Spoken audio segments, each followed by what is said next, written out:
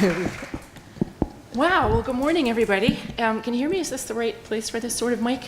It's wonderful to be here with all of you, and as Dominique said, I too must echo this. This is so much fun, and it is lovely to begin to think with you a little bit this morning about dynamics of devotion. And as we thought about this panel, it seemed to us that rather than only having one opportunity for each panelist to speak in the context of a formal paper, it might be richer and maybe more complicated for this complicated material if we had something like a conversation amongst ourselves and then opening it up to all of you.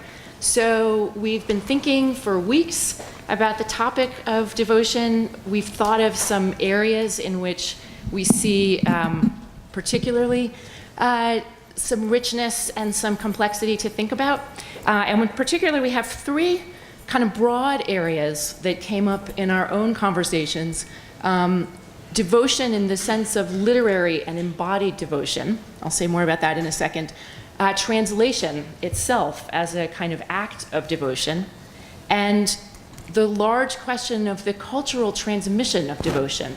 What does it mean to transmit ideas and practices of devotion in a cross-cultural way or across language communities? So we will think about all of those themes and maybe others with you this morning. And we thought we'd begin with the literary, since we are working so much with the literary. And when we were thinking about that amongst ourselves, we came up with a set of devotional genres, particular genres in which devotion really features, and some key terms, maybe terms that we think of as being quite basic, quite familiar. We see them very often, and yet these terms are quite challenging to unpack and to translate. And the decisions we make about them in English have a big impact on how our audiences understand and appreciate the nuances of devotion. One of the questions that came up in our reflections is, for those of us working in Anglophone translations, it's difficult to escape the legacy of some Christian baggage that comes with some of the vocabulary of devotion. And so one larger thematic question is what do we do with that? What is the best way to work with the potential for that baggage to continue? So to lead us off in thinking about literary and embodied devotion, let me turn to Andy Quintman, and particularly the language of supplication and supplication prayers. All right, thanks, Annabella. Good morning, everybody. I have the slide up there. So, as Annabella said, I thought we'd start by thinking about sort of literary modes of expressing and generating devotion. And it'd start with a couple of broad questions that we'll throw out to all of us as a panel. Then I think it might be useful for us to think about how texts work to model embodied and sensorial forms of devotion practice, but also our need to consider the embodied nature of language itself and how language serves to dictate the body and our physical relationships with objects of devotion.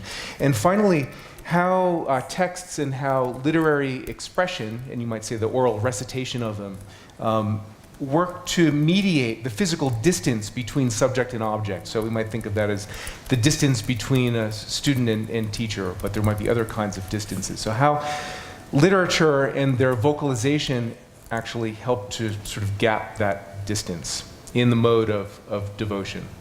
So I put up a few short selections from one of the most famous, maybe obvious, works on generating devotion, the Lama Gyangbu, in this version by Jamgang Kongtrul Lodritaye, which gives us a kind of, benchmark of the kind of language markers that I think illustrate some of these, or will help us to think through some of these questions. So I won't make you suffer through my reading of the Tibetan, but here is a possible translation of the few lines that are up here.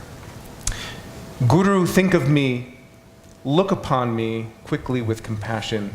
Bless me that renunciation rises from the depths of my heart. And then from another section, kind Lord of Dharma, I call to you with longing. This unfortunate one has no hope but you. Bless me that my mind mixes inseparably with yours. Now, there's a lot we could say about these lines, but in terms of the questions about devotional literature and their embodied nature and the sensorial nature, we can think of Nyurju sik, so look upon me. Or Lama Kenno, think of me, recollect me. The Drinchen Chujije, right, the Lord of Dharma. There's one of these terms, Lord. How do we think about translating Je? And Jinjilo, right? I mean, there's a phrase that we encounter all the time in our translation work, and sometimes, at least from my point of view, often translate kind of mechanically. We go to the idea of blessings, and yet I think it's an idea, it's a phrase, and an idea that I think bears some thinking through more carefully and, I don't know, creatively in how we might address it. So I open these questions up to you, to thinking about language, its embodied practice, its mediative power in the expression of devotion. What do you think? Well, I've been thinking a lot about some of what we were talking about in the leading up to the panel, was language as performativity, right? And thinking about speech as one of the three gates of action, and that is a really great way, I think, to combine the notion of speech and performativity, where speaking is an actual embodied act. It is a kind of embodiment. It's a karmically fruitful action. Right. And I feel like a lot of these supplications they're not just supplications, they are devotion, they're acts of devotion. And the fact that you're saying that this is a supplication, to say I supplicate is the actual supplication itself. Yeah. I find that if I use big words like supplicate and look upon, things that I don't use if I were to pray mentally, I wouldn't use those. You wouldn't say big that, words. yeah. That distances me from the feelings that I'm trying to generate. So I try to steer clear of those in the really moving passages.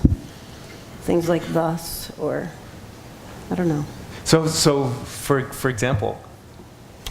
And I also don't use Lord if I can avoid it. Thank you. Although Lord Buddha, I mean, it's sort of, that actually makes me feel devoted to the Buddha, because we've heard it so much for decades. But I guess Supreme Lama, Supreme Teacher would be my substitute for Lord and J. And I use pray instead of supplicate, even though it maybe is not technically correct. And waves of grandeur is a little bit much for Chinki Lub. I don't know how to deal with that. Yeah. But it certainly, blessings in itself, that's inspire me. I think bless is okay. even my atheist dad says I feel blessed. So I don't know. It's funny. It has a certain kind of secularized register now. Yeah, we're so blessed. Yeah. I do think, though, that we have these go-to translations. They're almost like a knee-jerk reaction. We just go there because we think, oh, I know that word, and that's what it means, and this is how it's commonly translated. And I think we do need to pause and say, well, what are the cultural resonances of that term, and what does that communicate to our readership? I mean, pray has a lot of connotations, and I am totally guilty of Lord for J Lama or Chuje, and so by the end of this panel, we want to think about what are the implications for the transmission of Buddhism to new places, and as it's taking root, if we continue to uncritically use Christian-infused language that then may lead people to certain conclusions about the guru-disciple relationship or other things, And are those the right implications? So do we need to now that we're maturing as translators, do we need to start from the ground up and rethink some of these basic terms and how we want to start translating them and using them and transmitting them? Yeah, very much so. Very, very much so. There's so many difficulties in these words and what they carry. And also, I'm thinking about I guess we could call the epistemology of Teba or Muru. You know, what's really going on? Yeah. I love what you said. Yes, there's a sense of making more connection with the Lama, but also more connection with oneself. And the way in which Teba, you know, affects oneself. And as you all know, there are 4 kinds. And speaking of the epistemology of it, you know, the first Tangwe Teba, first of all, I really have been resisting saying faith for a long time. It just gives so many connotations that are not there. And it really is important to recognize that it has, this quality of clarifying the mind. And commentaries I've heard on this, it's not what you believe, it's just this delight, this joy. I've tried wholehearted confidence, open-hearted devotion, but I think the whole heart thing is a big deal, and it's also a kind of integrating. So what I meant by the epistemology of faith means both the way it connects you with whoever or whatever you are saying please to, or yay to, or come here to, you know, that's that connection, and then also what it does to oneself. That it just clarifies the mind. You know, I've heard it said it clarifies the gunshi, the sort of dullness. It wakes you up. And that's something that I don't think is part of, you know, Western cultural idea. I don't know, maybe it is sometimes in Christianity, a sense of exaltation. I think it is something like that. So yeah, very important. And I think about Chinlap a lot. I'm on your wavelength. I do waves of grace, waves of splendor, because again, the epistemology, it's not just an idea. You know, there's something happening. There's something energetic, somatic happening. So those are some things that I think it's a really exciting topic. Well, and I think that, you know, devotion on the one hand and then blessings on the other hand, these are part of a kind of reciprocity of devotion. And there's something important about that reciprocity and the relationality of it that might get obstructed if we use language that sort of, you know, elevates, deifies, you know, Lord Guru, rather than what about, you know, Father Guru. The sort of familial language is also there, and so maybe to draw that out. What kind of relationship is implied here? The only trouble with that is if you're praying to Sarah Condro, you don't want to say Father Guru. That gets us really stuck. It could be Mother Guru then. Lady, mother. But that language is there. Yes, right. But the point that it's very much about relationship, as opposed to what one might think in this culture, it's some kind of objectification or belief. It is about relationship. And there is a somatic side to it of, you know, heart opening and what that feels like, and feeling more settled and more connected. It changes the epistemology of self, you might say, because now you're not just this person, you're really connected with something larger, and that's pretty huge. I feel like what Heidi pointed to with the difference in language that we use when it's just an inner process, you know, quietly to ourselves, or when we're reciting a ritual text like the Lama Kyangpo, that might be a way to help us think about language we want to use in English to translate this. If we think about what is that relationship, because we're not using verbs to describe what we do when we're doing it, right? It's just this inner process. So maybe it's time for a little bit of reflection on what that relationship is, what the sensation, what the emotional connection is with whoever that devotion is for, and then try to find language to go with that sentiment, instead of starting from the text and then trying to guide what our inner processes should be. Maybe start from the inside. which song, these are often sung, of course, really helps one do. And that also softens the subject-object differential that you were talking about. It seems so important. I mean, it's a very flowing thing. And that, to me, at least, is, people worry about the hierarchical issues, which probably we should talk about, because, of course, there are some. But that's not, I don't know, maybe I'm Pollyanna, but I don't think it's really what it's about. I feel it's much more about connection, and also with a connection with a certain part of yourself. I see this slide is up. Is this when I should talk about this? Okay. So this is a very famous also, Jigme Lingpa's Ngondro begins with this. One calls the Lama at the beginning of the Ngondro, Lama Kien, the famous beautiful words. The melody is also really beautiful, if you know this. It's different from much of the rest of the text. And so this is what I mean by the kind of epistemology of wholehearted happiness, or whatever we're going to call it. So, of course, there's an imageic, one imagines. I'm sure you're all familiar with this. But just to point out that there's a lot going on here. It's not just, you're so great and I'm down here and lowly. No, I'm getting greater just by connecting actually with my own heart to start with. Dr. Khyentse Rinpoche says, the guru is not like a big boss who sails in from somewhere and tells you what to do. Actually, it arises from your own heart. And that is extremely important, and I think often forgotten when we talk about this. So, you imagine there's a soft, beautiful flower opening, and you're inviting the Lama to arise. Can we see the next? And, I got problems here. Please protect me.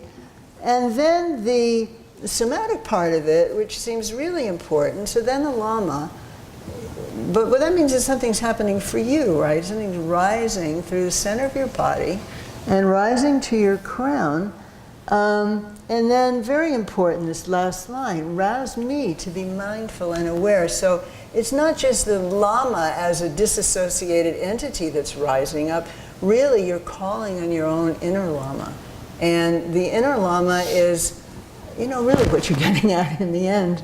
And that seems very important. And there is a somatic element. Of course, prostrations is somatic, but I was thinking also of the subtle soma of who pays attention to how your heart feels in the busyness of life, but this is a moment, and it's a different place. Yeah.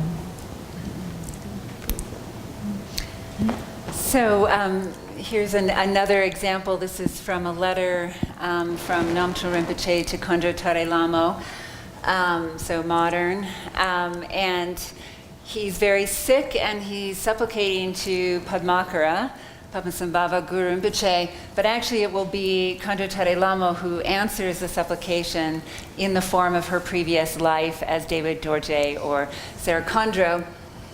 And just, I want you to listen to, there wasn't room on the slide to put the Tibetan, but just to listen to some of the language, because I think there's something about supplication that evokes a despair and helplessness, and then kind of, invokes the Lama as the sole answer to that. And that could, again, be really easily misunderstood as being actually what one thinks about oneself, as opposed to what Laura was gesturing to, that this is a speech act, this is a performance of helplessness that is meant to actually draw down the very resources one needs to address the situation. So it's actually, there's tremendous agency in it. And the kind of language is similar to if you were going to write a letter. Letters, formal Tibetan letters, are petitionary in nature. So there's something about the pathos of one's situation that is, and describing that and getting into the emotion of that, that then evokes or it calls for a response. So here, without refuge or protector, we be in degenerate times, now in an anguished lament, cry out to whomever, asking for refuge and protection for the destitute as the iron shackles of karma and klesha tighten their grip. Lord Guru, liberate swiftly through your compassion those who are trapped in the prison of samsara and fettered by the noose of suffering. Supreme Teacher, apart from you there is no refuge. Padmakara, we have no other refuge but you, precious lake-born one, whose kindness cannot be repaid from this time forward until attaining awakening. Please accept me and bless me to be inseparable from you. So I just think it's really kind of this powerful language of reliance. But I guess I just want to say that is, it's not actually a state, it's performing helplessness as a means to draw down support, whether that's an actual human or whether that's sort of trans-empirical forces.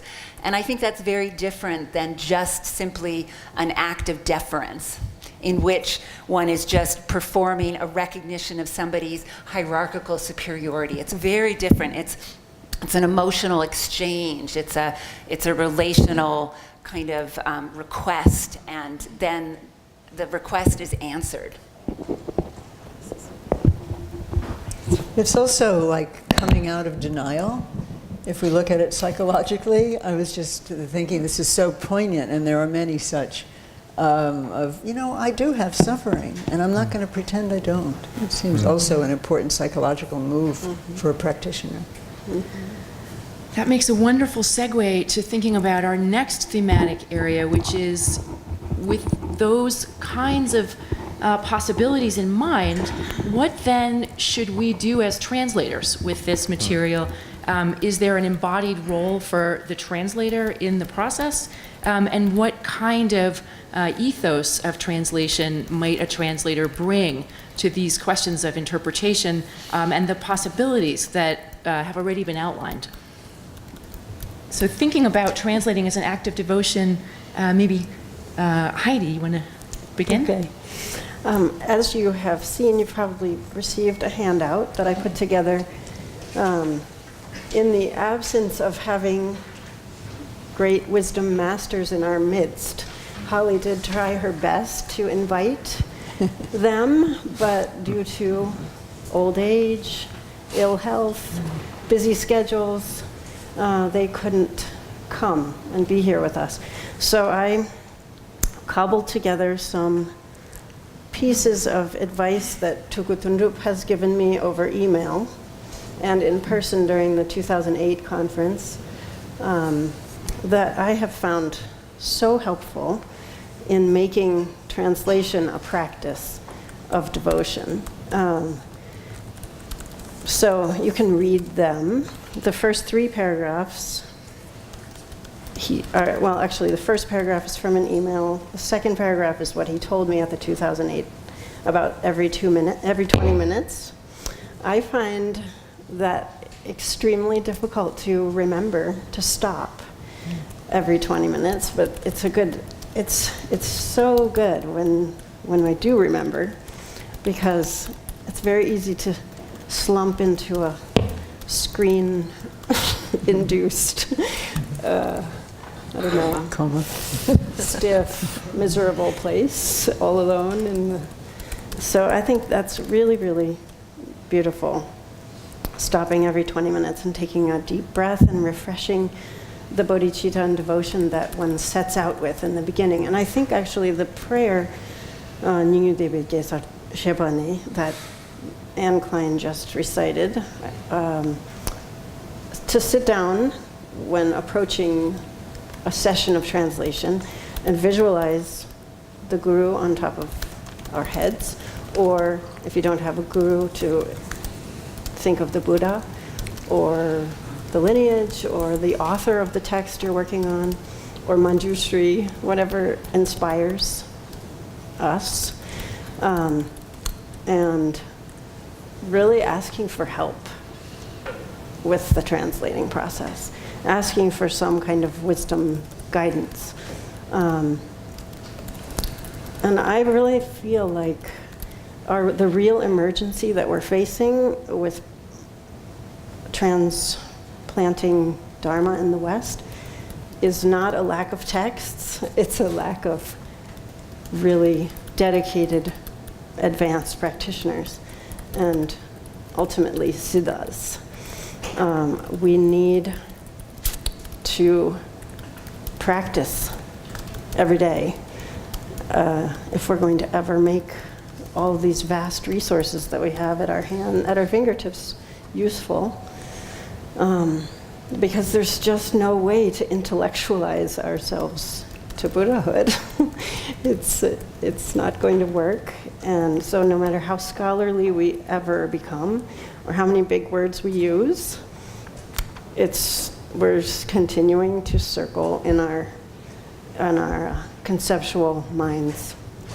And that's a real problem, which Tengku points out in the first paragraph. He writes, "The problem is there are hardly any teachers who can give advice on these profound, rare, and important texts." So that is a real crisis, actually, as they depart one by one. My approach to translation has always been to try to follow the Wanglong Chi system. If it's a very important text that requires an empowerment, I try to get that before I start the text, at least to receive the lung before I embark on the translation, so that somehow there's a hope that the blessings of the lineage will flow through me a little bit so that I can transmit those blessings through the translation. And I think it's important to get up and to make an offering, even if it's a stick of incense or a candle, to build a little merit, because I think we have a sort of a desert of merit nowadays. And then, as the translation process continues, to seek out lamas and consult with them and receive guidance. To be really humble about our understanding of the dictionaries. So it's just not enough, especially if the material is related to someone's practice in the future. It's very likely that we'll botch it up if we don't get guidance from lamas. And so it's important to position ourselves so that we can receive that and not just go it alone.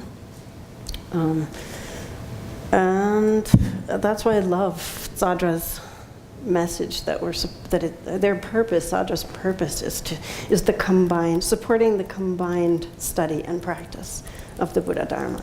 Because without the practice informing our understanding, it's very, very easy to mess everything up. Chaturang Rinpoche used to say to me, the Nyingma has endless texts and no one to practice them. So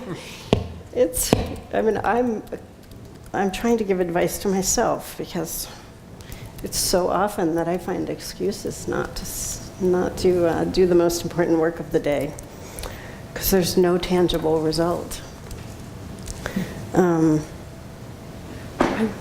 I wonder if that's a moment for me to ask a follow-up question then, because one of the themes that came out of our conversation about the ethos of the translator when we spoke as a group before the conference is the problems we sometimes run into when we meet what we've called difficult passages or difficult texts, and those can be challenging ones in the ways that you've mentioned, maybe intellectually challenging, or they may be challenging because they refer to refinements of, for example, practice that are challenging to understand for the translator, much less render into a new language.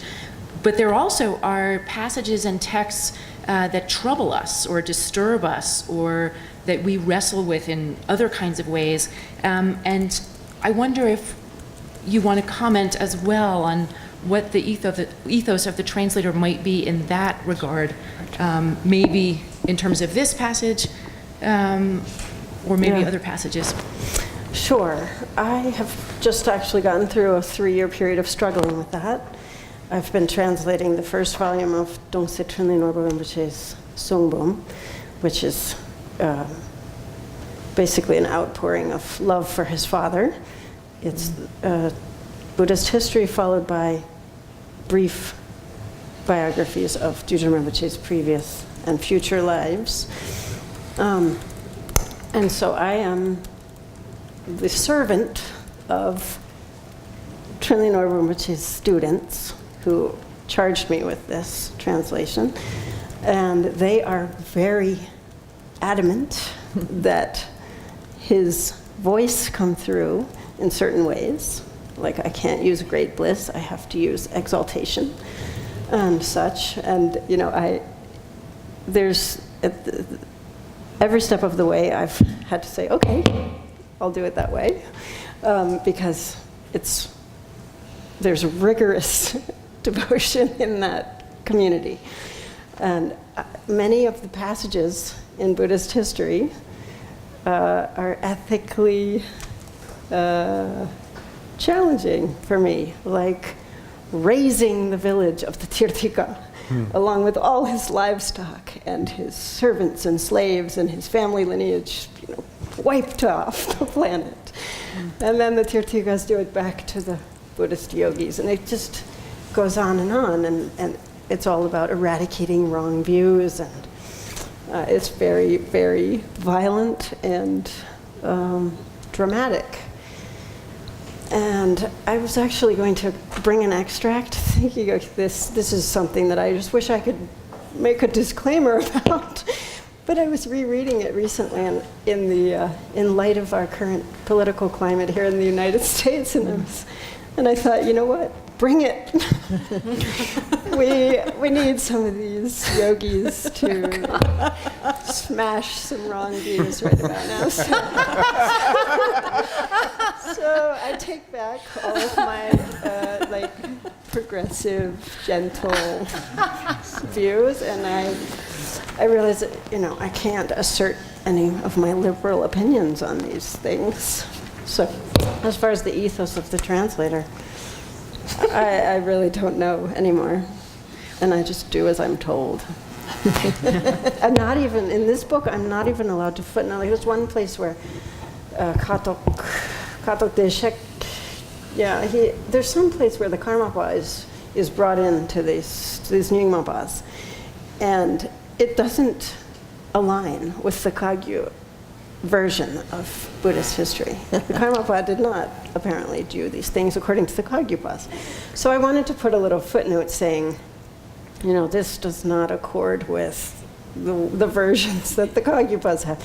And they made me take that out because it questioned somehow the validity of what Trinley Norbu was saying. So that kind of thing makes me uncomfortable, because it seems like we've gotten into a sort of a cultish, blind faith kind of realm there. But I did as I was told. And a really interesting thing that highlights is how these texts are not static objects, right? They belong in communities. They have very special functions in the context of a lot of people. So we can't treat them as a static object that we're working with. They actually have very vivid, dynamic functions in communities, and we're wading into that. I know, I caused some fights. Well, and also You seem so sweet. But it's also, you know, I mean, whatever framework we're working in, we have constraints. So what you just described as a devotional process of translation, you know, you could never just say that in a strictly academic context. Like, that wouldn't be permissible in some sense.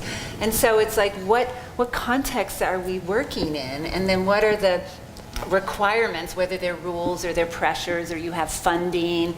You know, now there's 84,000, and I'm sure there's certain protocols around translation with that. And so we're all, you know, working within these structures, and then there's certain texts you can't even gain access to. Or if you think about the ethos of us in Tibetan studies in translation, the practice is to ask before you translate a text if that text belongs to a particular lineage. And so, you know, it may be that you can't even ethically translate a text unless you have the devotional prerequisite and the ritual requirements that are presupposed. And yet that's sort of sidelined then if you're doing an academic project, and maybe referenced, but certainly not thematized. And so anyway, just to acknowledge all the contextual pressures.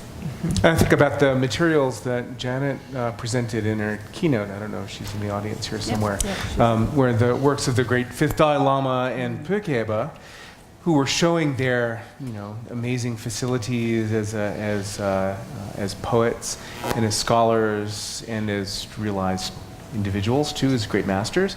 And yet it does a great disservice if we don't recognize and acknowledge and try to understand the polemical nature of those expressions and how they worked and functioned in a particular historical context.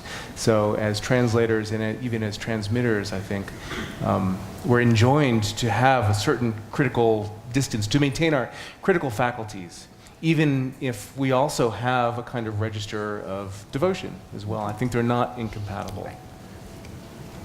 Well, they might not be incompatible in our own minds, but in Heidi's case, Well, yes, that's right. I mean, I think it's really interesting and very important and generous to acknowledge, as you said, that these texts are, in community. They're not fixed. They have different functions. So the function of what you were translating is as a kind of gathering ground for that community to sustain lineage and so on, and that's what that is.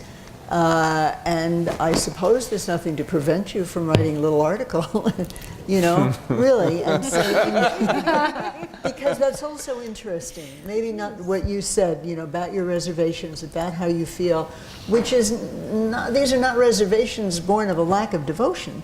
They're, I would say, born of a different kind of a devotion.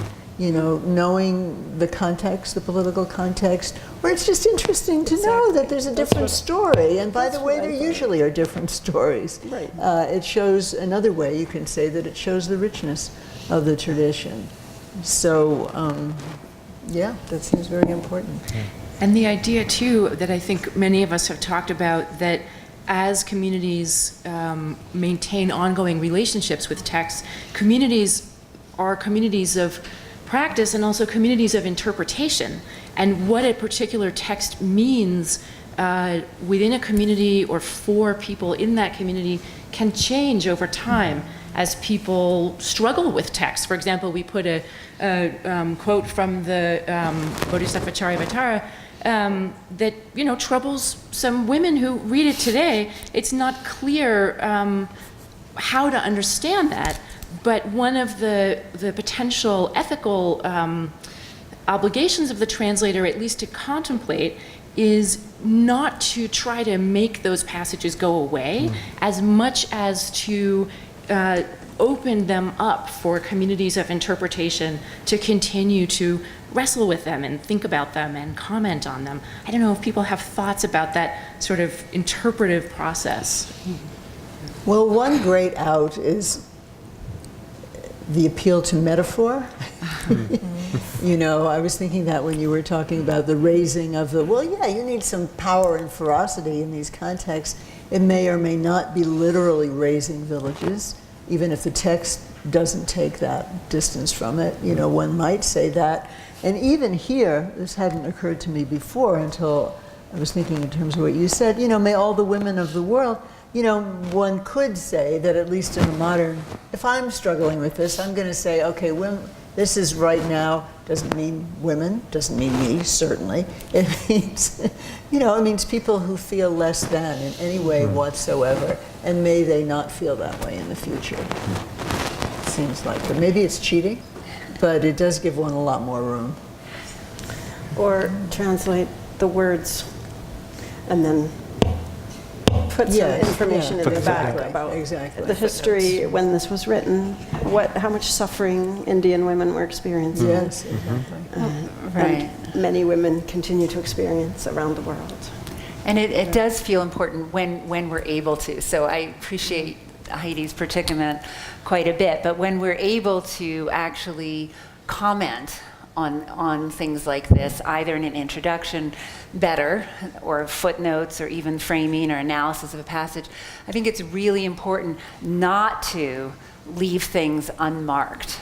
So we were reading A Bull of a Man in one of my classes and thinking about masculinities and Buddhist masculinities, and there's this hilarious passage or not so hilarious, about opening one of the chapters about these monks who fall asleep, older monks, elderly monks who fall asleep. And, of course, they're so virile, they're asleep with erections, and then young maidens find them irresistible and mount them, So this is like totally preposterous against any examples of the world that we know of, right? Usually the interest goes the other way, etc. But monks still fantasize. So. But monks have their fantasies, and of course they want to represent women as the aggressors and the passionate ones, and they're dispassionate, asleep even. And remarkably, John Powers does not critique that. It does not mark that as a potentially misogynist representation, the implications for, how monastics understand themselves and how women are represented. And so I think we have an obligation when we can to actually, mark these moments, these uncomfortable moments, and open them up, to further interpretation discussion. Mm-hmm. One other point that we considered when we thought about the role of the translator as the mediator, intermediary, that I think really resonates with the important comments that Lama Jup made yesterday, is the idea that whatever the orientation of the translator, whether they're located in a devotional space, as Heidi described, or in an academic space where maybe devotion is sort of officially excluded, as Holly described, that we share a commitment to the Tibetan intellectual tradition and to the Tibetan religious and literary and cultural histories that these texts are part of constituting, and that also constitute the communities of interpretation and transmission for these texts.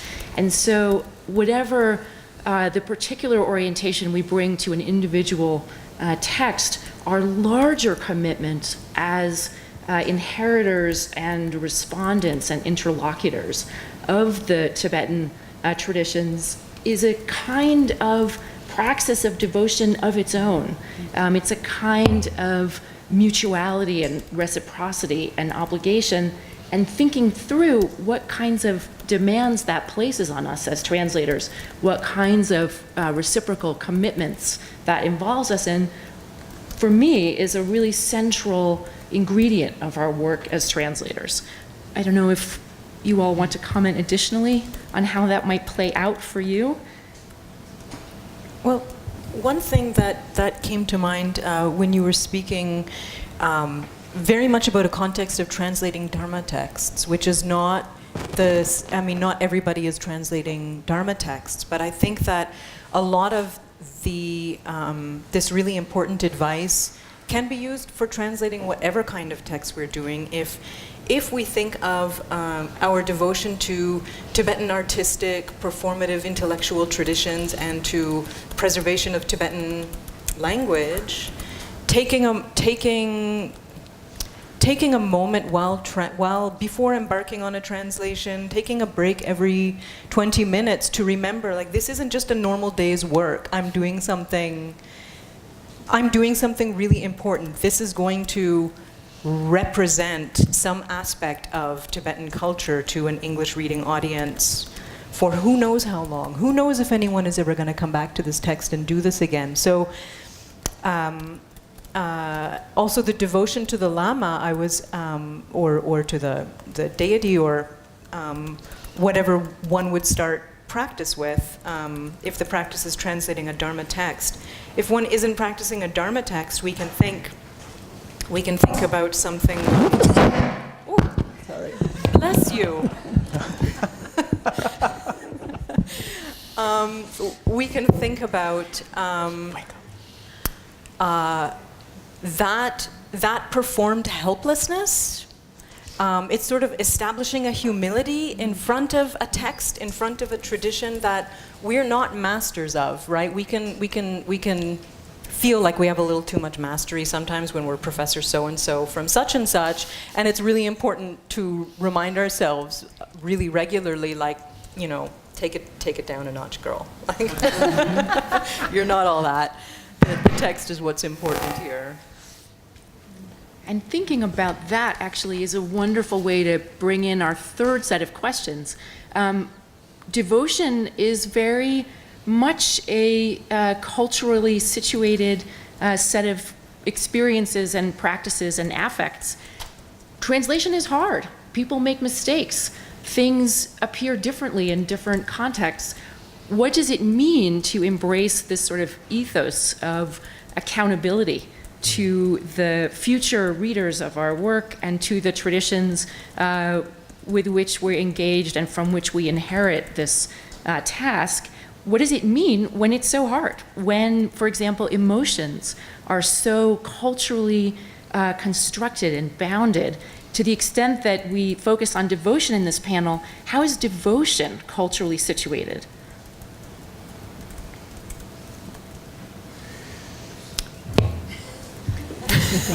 It's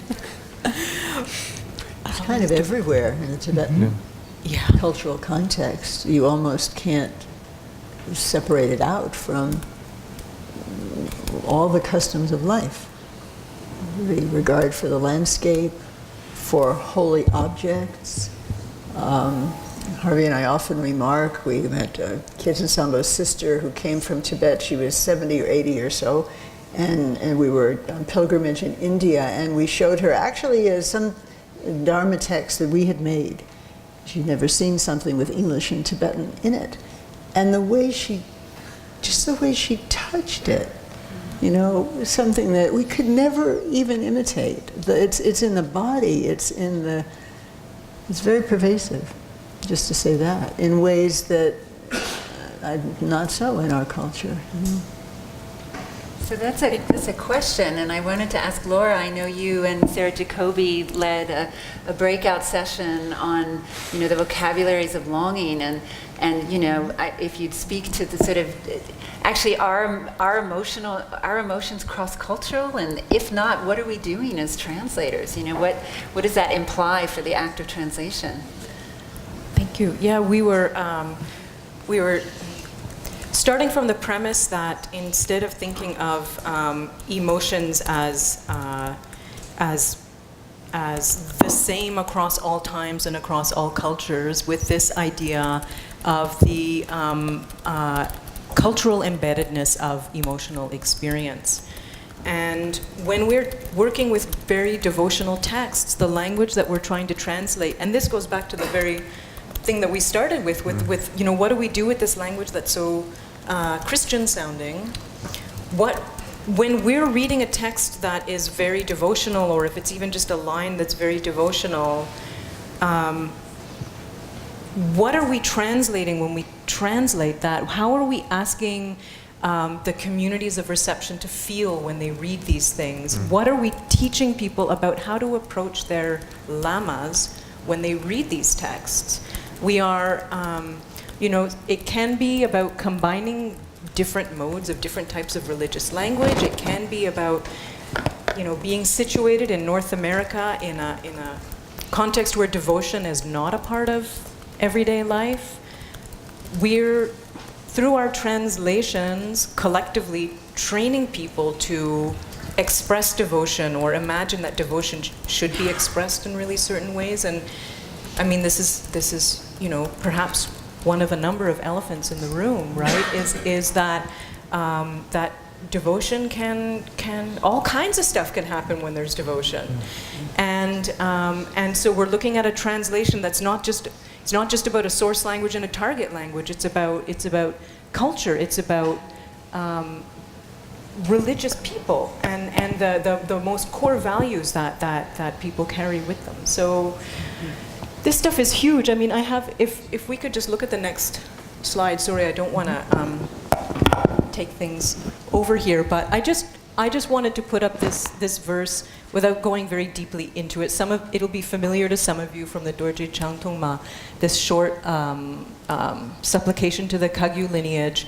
And it's just this line about devotion being the head of meditation, and asking that a great meditator continually supplicates the guru and has uncontrived devotion. And the question then is, what what does this mean? What are we asking of people? What are we asking of ourselves when they're asking them to have uncontrived devotion? Does it mean never asking difficult questions? Does it mean never having our own opinion? Does it mean leaving out footnotes? Does it mean, what does it, I don't know. What does it mean? Help. Yeah, I think this is such a central question right now as really problematic issues are surfacing in Buddhist communities is, has there been some kind of mistranslation of the notion of devotion? And so then in that case, one could lose discernment in the process, and communities can learn discernment, and proper boundaries aren't set up, or cultural norms aren't self-consciously cultivated, because it's just presumed that this stands outside of culture. It's uncontrived. And all the checks and balances that happen when there are when these relationships are embedded in places and communities, when they get disembedded and they go somewhere else into a much more transient culture where people are coming and going, and I think somebody said, the Lama just flies in, drops down, gives a teaching and goes, then what do these things mean? And how are they understood? And how much does the language in which we translate those start to create the context? So if it's overly, Christian or whatever kinds of modalities we might invoke, if it's overly elevated, is it a disservice? I'm struck by, going back to something Heidi said in the beginning, about your atheist father who could relate to this idea of blessings. And is there a point of contact between a medieval Tibetan text that says Jinjilop and 21st century, atheist, elderly atheist, right? And the idea of blessing is actually a point of connection between worlds that are, historically and culturally and even religiously, right, are literally worlds apart. And yet there's a place for the potential for contact there. Is kind of a powerful idea. And how do we find those places of contact and open them up and explore them? And that wish to do that, seems to me, is also legitimately an expression of devotion and fidelity. It's all, yeah. I mean, the devotion has to go, if when in the context of us being translators, I'm thinking what you, Laura, said, and also Heidi, and actually what all of you said, what Holly just said, there has to be a, recognition. I'm translating this for whom? In this culture. What do I know about this culture that gives me a kind of warning signal that, well, wait a second, this could really go awry. It might be a, quote, perfect translation, but it's not going to translate culturally. And out of my devotion to Tibetan culture and not letting it be, mismanaged in this culture, because it's going to reflect back in ways that, it's like reflecting back through a prism and it gets distorted. And so I think that what you're all saying is really important for us to reflect on as much as we can, especially now we do have this recent history and we know how things can really go awry, and it's related to a lot of things, but not unrelated to how we translate things. Yeah. Do we have a time? Can we open it? I think we have a lot of resources out there. Yeah. Yes, I think this is the perfect moment. The last question that we raise to ourselves is really a question for all of you, which is, are there other modalities for translating devotion? So I think this is the perfect time for us to invite you all to join this conversation.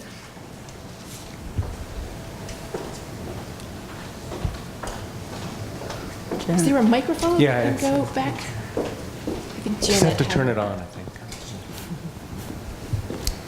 Janet, Rachel, and Renee.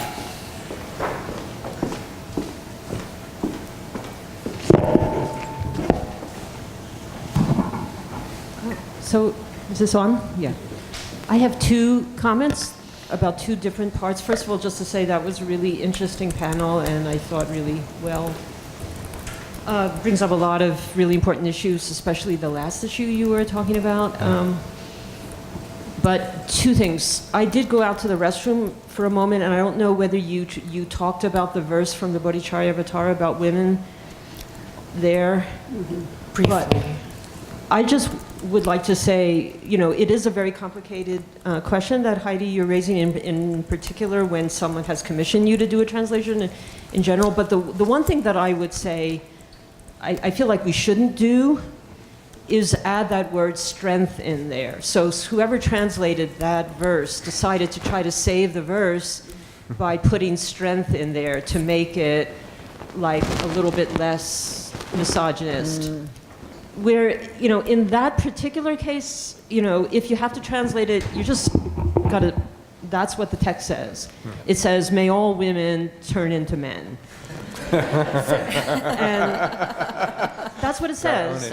And one shouldn't change that, like make the text say something different. I would say not to be an apologist for it. And it's an interesting issue because there's many other things that when we translate, we try to make it familiar and acceptable to our audience because we want the audience to like the text and stuff.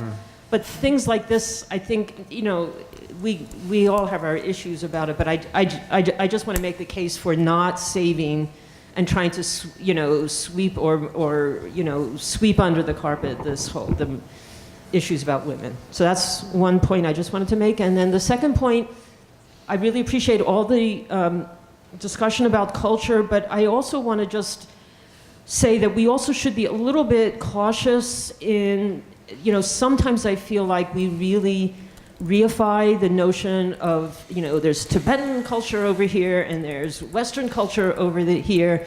They're so totally different and we're like in two different worlds. And it's, first of all, not taking into account, people in both cultures have very wide upbringings, ranges of upbringings and personalities, and it's not as though that we're all like locked in our Western culture. And culture is not a thing, it's not a single thing. I don't feel like I'm in the same culture as many people in the United States. In fact, most of them. And for many different reasons, and so like not to overplay this cultural difference thing, because there also is a lot of humanity that's shared and is possible. So just to keep that issue in mind too. Those are my two comments. Should we take a few?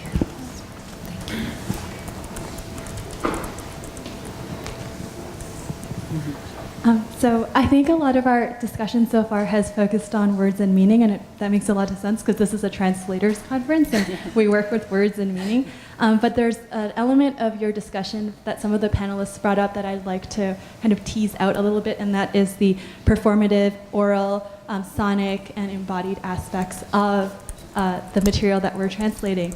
And in particular, a lot of the Lama Gyangbe passages that we looked at are sung, that you mentioned.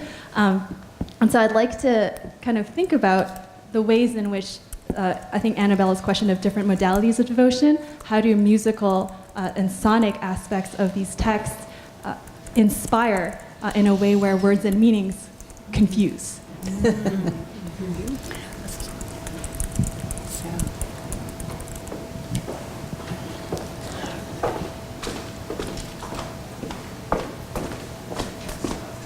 No, Renee. go ahead. Yeah. I'm sorry. Okay. Yeah, I don't know how to say in English. The panel, I think, how you say, made me think some Tibetan words. So thank you very much. It's really, I'm thinking back what's going on here. So first is Lama Khen, how we understand the meaning. I think Lama Khen was looking at me. I think he's going to correct. I think Tibetan Drogpas also says Namge Ma Khen. So in the sense of situations, maybe something terrible is happening, you say Lama Khen, Namge Ma Khen. So like that. So in that kind of sense, how we can think of the meaning in the Lama Khen. So you are really kind of desperate. You are in a bad situation. So you are asking lamas something. So that kind of situation. That one of Lama term that goes back to Tibetan language. Other question is Jinjilab. I don't know what you have for the term Jinji love in Sanskrit. And what that means. So the Jinji loves nowadays we take like a Buddha, we got Sanji, Prinja, we got Sherab. That's a new creation words in order to deliver the Buddhist thought. It's not the kind of maybe maybe let's say 2nd century Tibetans don't say Sanji. So let's say in that sense, Jinji love. Is there anything to do with the Sanskrit term in Tibet? And another one is, I think, I don't really make down where that comes from, but Jinji love is a kind of three vocabulary, right? So Jin refers to power. Now we have Ji. Love is a verb to transform and change. So altogether we transform by the power of anything. That I think also you can break that. Sometimes the text you may find only Jin used, other texts only love used. So that's I think in that category Jinji love. But the origin of Jinji love term, that I don't know. Maybe my gut thinking maybe it's something to do with Sanskrit. That's my question. Thank you. Maybe Renee, I think, had one. Renee.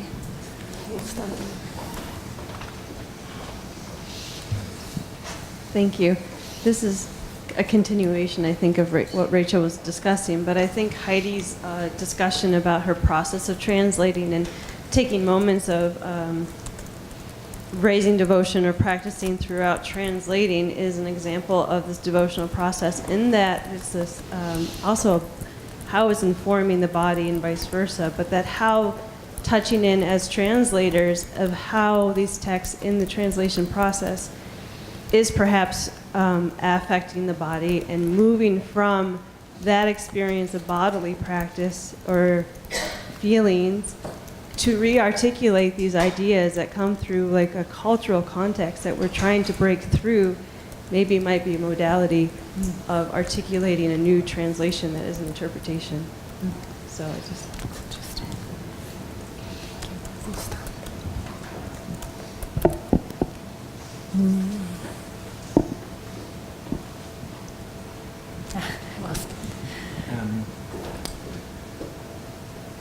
Just in general, I would like to say that in my own view, the entire English language is shot through with Judeo-Christian resonances. Yeah. Everything in the languages. And I think the fact that we may not be aware of it doesn't alter the fact that this is a powerful sort of substrate. And so I think that in translating Buddha Dharma into Western languages, our translations involve a constant education of the readers into new meanings and ways in which the words are to be interpreted. And of course, we're only at the beginning of this process. It'll take a long time. The second thing I want to say is that I am the person responsible for that translation, Bodhicharyavatara. And to some extent, I take Janet's point. The way I handled it is a sort of expression of my embarrassment when faced with this text. Insofar as I understand that, at any rate, the kind of translations I do, that we do in Pemukara, are closely related to the idea that they are meant to help practitioners. And therefore they are addressed to specific people. And as a matter of fact, as we find in France, and I suppose you find it in America, that the vast majority of Western Buddhists are women. And it makes no sense to insult them. On the other hand, in that line of Shantideva, there is that particle ni. It doesn't say kyebu vyuchik, it says kyebu ni vyuchik, which suggests a certain abstraction on the one hand. And then on the other, as I explained in the footnote, it seemed evident to me that Shantideva couldn't be understood literally. Because to wish this would be to wish the end of the human race. So it seemed to me that he was talking about aspects of manhood, masculinity, that women were deprived of. And anyway, in general, the whole translation was coordinated with the commentary of Khenpo Kumbel. Because as translators, we don't feel that we have the authority simply to interpret things on our own. So we usually consult our teachers, Khenpo's lamas, as often as we can. And in any case, we usually base ourselves on some kind of commentary. And this actually, this in a way, when we did it, it was a kind of naive thing to do, because of course, Khenpo Kunzang Pelden was a great Nyingma teacher, and his work was closely linked with the view of Mipam Rinpoche. And so in a way, as I found later in translating the Nobukataka, the Nippam's commentary on the wisdom chapter, the translation is actually slanted in a Nyingma direction, which is unfortunate when it's being used as a subject of debate between two contrasting traditions. But these are the kind of the hardships that the difficulties that we all find ourselves with. And it only goes to show that translations have to be revised and improved very often. The whole thing about femininity and masculinity, I think, is a huge issue. And it's something that we have to look into our own culture, and we have to question the Tibetan culture and even the Indian culture in light of new experience.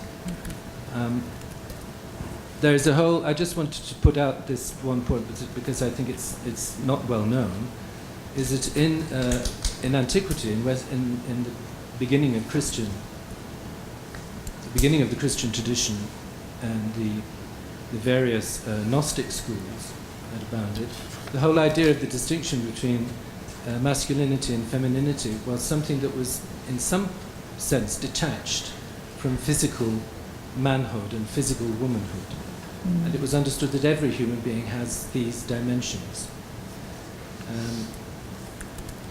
If any of you who have read the Gospel of Philip, the Nag Hammadi text will know that Jesus said in his defense of his favor that's shown to Mary Magdalene was that she was becoming male, and she was more male than the other apostles, meaning that the masculine side of her and the feminine side of her were being sort of altered. This kind of language, which is not necessarily very attractive to us, since it is assumed that the male is superior and the female is material. The male is spiritual, female is material. Passed into the language of Christian mysticism. That's the reason why Christian mystics talk about the soul as feminine, their own soul as feminine. Even men do. So I put that out, that there's a whole area of things that has to be studied and incorporated in our our reception of Buddhist teachings. That's what I want to say.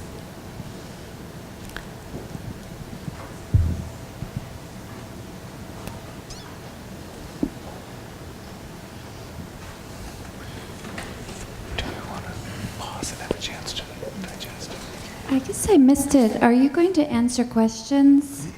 Yes, we were just... Are we just making statements? Okay, good, because I had a question. Sorry, I'm a little tired. I didn't know if there was someone said something and I missed it. But I was just wanting to affirm the question that you posed, Holly. And in my mind, I'm thinking about it as kind of this danger zone of translating devotion. Because given what we've seen in Buddhist culture, this question of are we translating devotion correctly? And I think it's a really provocative question, and I would be curious to hear more from all of you, and you, Holly, what you think the answer to this would be. How can devotion be translated, or these just tremendously moving works of art, that we could translate them in such a way that this profound connection is being communicated, and at the same time, we're interrogating ourselves to ask, are we fostering cultures of sycophancy and enabling? And I think those are really important questions for us to ask as translators and teachers. To realize that once this gets into the hands of someone, how will they work with that material if they're not a specialist, if they're not a scholar? And when you asked that question, I just started to think about this danger zone of devotion and thinking, whoa, how do we do that? How are we true to the text, and at the same time really seeing that it is actually being interpreted in this way? We see now evidence of this. So it's not like a remote possibility, right? We see that we're all part of this problem as translators. And so I'm curious to hear the practicality of how we could deal with that in a text. Is it that we need to set a context, perhaps, or like have a gigantic footnote 5 pages long about what is enabling abuse, right? Or, I don't know. Or set the context like this is a possibility. Love between a teacher and student is possible, and this can be profoundly ethical, and yet, it's dangerous. Watch out. Don't leave your house. So I don't know. I'm curious to hear more about this. I think it's a very provocative question, and I appreciate you bringing it up and the idea of us holding ourselves accountable for how we contribute to this culture. Maybe that's a good moment to pause. These are rich and wonderful questions, and maybe we can respond briefly to the points that have been raised, and then I think there's time for a few more after that. I think we probably have 1 minute each, maybe. Yes, that's about right. Well, there was so much there. Where to start? So maybe I'd just say one minute of response to Janet's point about the reification of cultural positions and not being too caught up in that. I think that's really helpful and wise advice. But then again, from the tradition's point of view, all of us in the room are, what we call go-nipas. We have two heads to mix metaphors with feet in two different cultures or multiple cultures, and that's one of our tasks, is to find a way of communicating and negotiating those two worlds. So I think we're all enjoined to consider the ever-changing boundaries and the flexible nature of cultural expression and literary expression. So. Well, I would like to just speak really briefly about gender in translation and devotion and its dangers. I'm going to try to squeeze these together. You can have my minute. That's 2 minutes. You can have 2 minutes. 2 minutes. No, probably the less I say, the better. Because what I want to say is that one of the things that maybe we need to come to terms with is that these cultures and traditions that are at the center of all of our lives in one way or another may simply be things have things we disagree with in them. And maybe that's just okay. Maybe the problem is us feeling uncomfortable with finding something that we totally disagree with in something that we have struggled to make the very heart of our lives. And maybe instead of trying to tweak the texts or the traditions to fit our idea of what we're comfortable with, that we need to be able to say, nah, I can't go there, I'm not comfortable with that. but that is what it says, and this is how people behave. Yeah, I would say that it's not our job as translators to explain devotion to the reader. I think Zhang Sarkhanse's book, The Guru Drinks Bourbon, and other things like that are really essential for new Dharma students in the West, and I'm so grateful.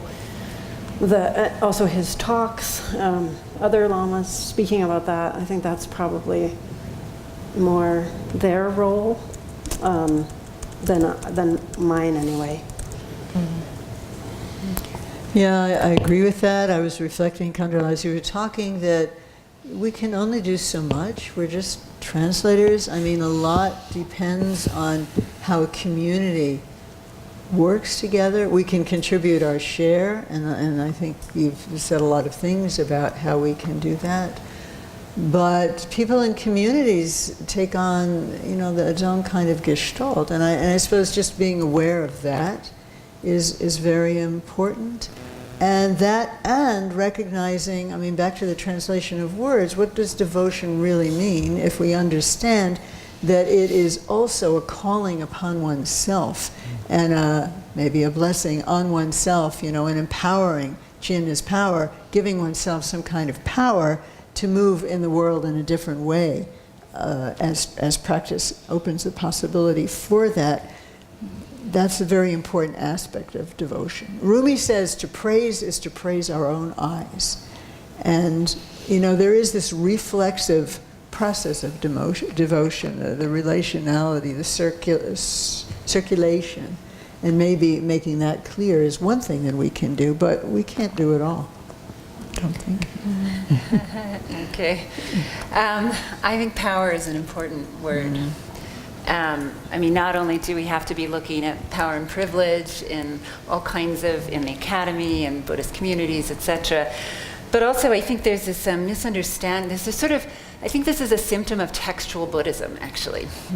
So that people read books or they hear something like and take Samaya literally, or take what might be a performative utterance literally.